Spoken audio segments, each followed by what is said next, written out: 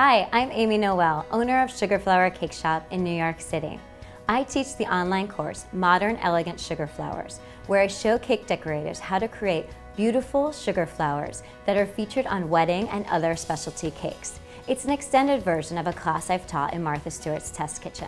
If you're serious about making sugar flowers that look like the real thing, you want to check out my online course. In this video, I'll show you how to make sugar berries for your sugar flower arrangements. In order to make brunia berries, I need a teeny tiny little bit of gum paste. So I just have a little bit. When you're making berries, we're going to be making a collection of just little balls of gum paste on a wire. Now, the wire though, I've bent over the top of my wire so it looks like the eye of a needle. And that's going to make sure that the gum paste sticks. When I go to make my berry, I want a tiny bit of gum paste. I'd say that most beginner sugar flower makers tend to use too much gum paste, so take what you have and probably split it in half, and that will be maybe the right size. If you need to, you can always just pinch off even a little bit more. I'm rolling that in my hand just around to make a nice smooth ball. So I'll dip the hooked end of my wire into my edible glue and brush off the extra on the back of my hand.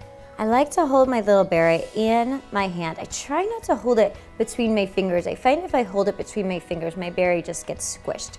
But if I hold it in my hand, I can just insert the wire carefully into the berry. I want to push the wire in far enough so that the hook part starts to disappear, but not so far that it starts to pop out on the other side. And from there, I can just pinch the hole closed that I made with the wire and just make sure that it comes back to a nice round shape, pinching and pushing and pressing just a little bit, round and round and round, and that will make a nice round shape.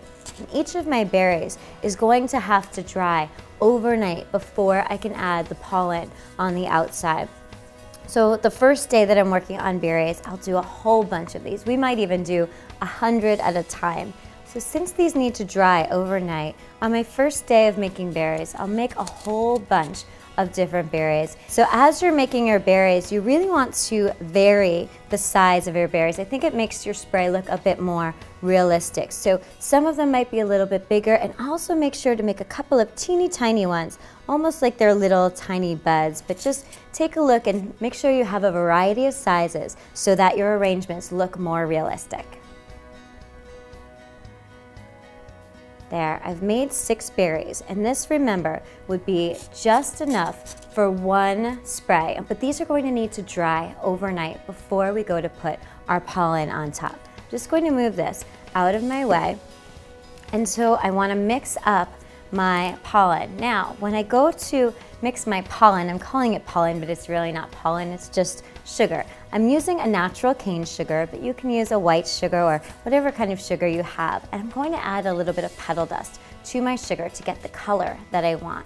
Brunia berries have a little bit of a gray tone, and they're also, I think, like a little bit sparkly. So I have some super pearl and also some charcoal petal dust. And I'm just gonna add a little bit of that into my sugar and just mix it up. This part is going to make it a little bit more gray with the charcoal, and then by adding the super pearl, it's going to make it a little sparkly as well.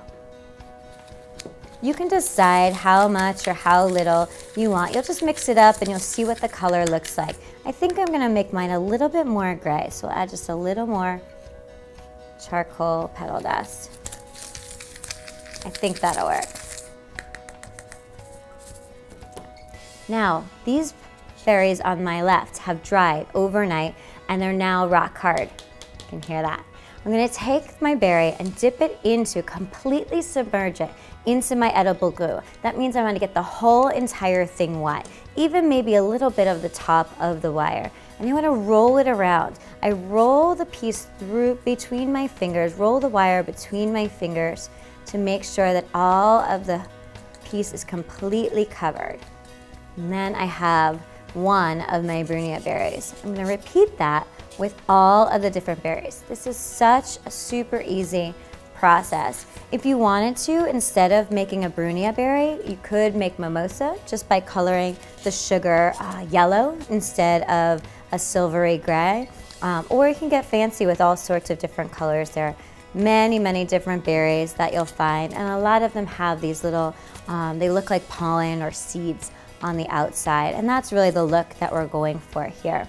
So I'll put my pollen on my last berry, and I want to then arrange it in sprays. So I'm going to grab some green floral tape, and when I'm making a spray of berries, I like to put 6 berries to a spray. You can make your sprays as full or as sparse as you want, but I really like when there's 6 different pieces. So I'm just going to group them into a cluster and grab my floral tape and just wrap it around at the base of the wires. I don't want to go up too high because I want to have the flexibility to be able to open the spray when I have, but I've just folded over the little tab to make sure that my floral tape can stick to itself. It really only sticks to itself. It doesn't stick to anything else. But then I just spin the wires in my hand and I'm just wrapping around the base of the wire, kind of like a barber's pole, just spinning and pushing. And you'll notice some of the sugar may fall off. That's totally okay.